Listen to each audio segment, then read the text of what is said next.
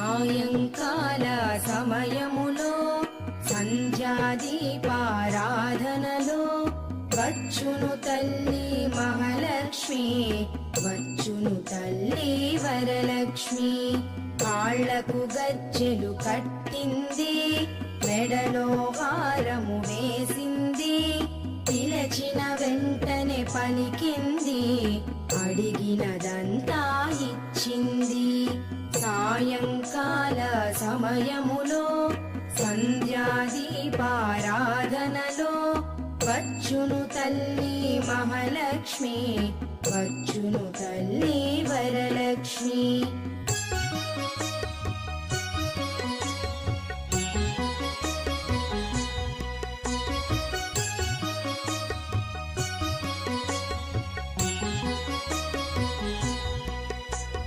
ధనములని